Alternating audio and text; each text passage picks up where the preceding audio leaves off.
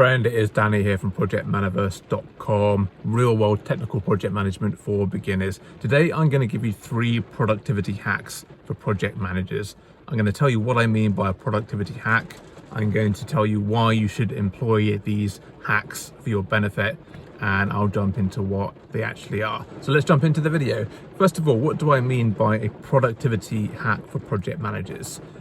I think we understand what that means intuitively, right? But what I mean specifically when I talk about a productivity hack, and the ones that I focus on and give the most priority to, are ones that are high leverage. And when I say high leverage, I mean the one that give me the most return on my investment. And my investment is my time and my effort, and the return is the end result, the likelihood or the impact to the project in a positive sense, the increased likelihood of the project being a success, or the de-risking of the project. That's what I mean by a productivity hack. I want to get the most out of my effort. So I'm only looking for those really big things where you put a small bit of work in and you get a big return. So that's what the hacks are that I'll be sharing today. Now, why should you care about this as a project manager? Why should you care about productivity? Well, it's kind of obvious on the surface, but let me get to be a bit more specific about why you should. Number one, you want to have normal hours to begin with. You want to work a 9 to 5 if possible, even less if you can get away with it. I see a lot of project managers out there, and I used to be one of them, that work ridiculous hours and they do 10-hour, 12-hour days. You shouldn't need to do that as a project manager. You really shouldn't. You can get a hell of a lot done in just a few hours every day to keep the project on track and keep it in a controlled manner and keep everybody happy. You don't need to be working 12 hours a day. If you are, you're doing something wrong, or you've got too big a project for one person. It needs to be a program, and you need other project managers working on it. So this is the first reason you should do it. By applying these productivity hacks, it gives you more time back, so you don't have to work stupid hours. You can work your normal 8-hour days, or even do it in less time, and then you've got free time to do whatever you want to, either just keep improving the quality of the project or do whatever. So that's reason number one. Number two is for your own sanity. It ties into the first point, but you don't want to be super busy and working crazy hours. You don't want to feel overwhelmed as a project manager. You want to feel in control and confident. And by employing these productivity hacks and staying on top of your time and making sure you're putting in the value add work, the stuff that's really going to be making a difference, you can keep your sanity and not feel overwhelmed, and that will impact your project, and by extension it will impact your team as well in a good way. So that's the second reason. And I think the third reason is it allows you to prioritize the really important stuff rather than just working on everything and running around like a headless chicken. It allows you to really prioritize the most important things and put aside the stuff that could wait for a few weeks, or potentially can be put aside for the long term. Anyway, so that's why it's important, and why you should pay attention to these productivity hacks. So what are they? I'll go into them. The first one is one I learned from a guy called, what was his name? I think it was Alan Watts, but no, Alan Watts was a philosopher. It was Alan something, and he wrote a book about the 20,000 foot rule, and he had a great book about productivity and looking things from 10,000 feet was the book. But he talks about trying to get rid of all your emails at the end of the day. So having 0 emails, clearing down all your emails. Now this is a really, really powerful one, and it's almost counterintuitive, but it makes such an impact.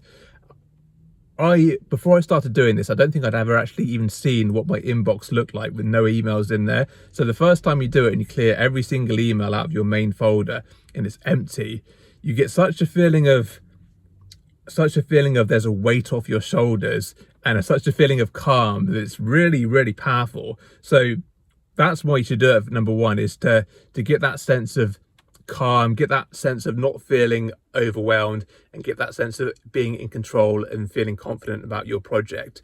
So what I do is I clear them daily. At the end of every day, I sort my emails by subject, so they're easier to go through. So if there's a chain of emails, you just start with the latest one. You don't have to read every single email. And I just either delete them if they're not important, or reply to them if I have time. It's a very quick one, or I'll just file it away for, if I don't want to delete it entirely, I might need it in the future, I'll just file it into a main folder. And if there are emails I need to action, but it's going to take a bit of time and thought, I tend to file those in my to-do list folder. So I don't have to worry about deleting things and not being able to retrieve them and not doing actions that need to be done, because if there is an action off the back of them that I don't have time to do while I'm clearing down my emails, I can just store them and add them to my to-do list for later. But you want to do this exercise in about 20 to 30 minutes if you can do. Even 20 minutes is probably ideal. But that's what you want to do that, get into a habit of doing that at the end of every single day. And then when you come in the morning, granted you might have one or two coming in overnight or a few, but if you can come in and you've got hardly any emails or no emails, it makes such a difference to the start of your day. You don't feel overwhelmed, you don't feel like you're in reactive mode. You can be in proactive mode. You've already answered all the emails, you can go straight to your task for that day and crack on rather than having to react to emails. If you never do this and you let your emails pile up, you start to miss some, and you've got that feeling in the back of your mind that you've got emails that are unread sitting there, and it festers in your mind. It impacts your productivity, it impacts your mindset, it impacts your performance. So by doing this, it sounds simple, but it has a huge return on investment in really your mindset, and by extension your performance as well. So that's a first hack. Make sure you're clearing your emails down to zero. Sorry, I think I'm shaking the camera a little bit. I'll try and keep my hand a bit more steady. Anyway, so productivity number 2 is, how do I describe this? It's batching up your conversations. So I'll give you an example to explain this. As I'm going through my emails, or as I'm going through my plan on a page, or as I'm going through my action log, I think, right, I need to speak to this person, I need to speak to this person. And what I used to do is when I thought, right, I've got to speak to this person, I'd reach out to them immediately, and I'd call them. Maybe they wouldn't answer, or I'd send them an email and have to wait for their response. But what I do now is, if it's not super urgent, I would just think, right, who do I need to contact?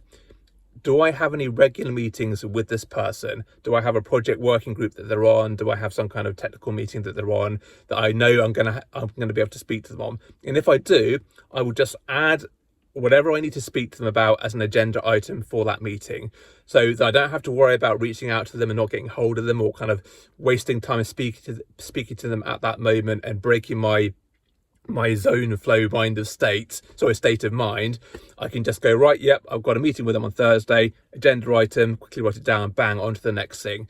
And I'll do that for everything. So unless it's really, really urgent, I'll just do that and build it up. And it's much, much more productive if you can do that and get into that rhythm and that mindset. Because every time you come to your weekly meetings, whatever they are, you've got your agenda items ready. You've got a list of things to talk about and who to talk about them with. Could be a one-to-one meeting you have with them, could be a project working group, whatever meeting it is.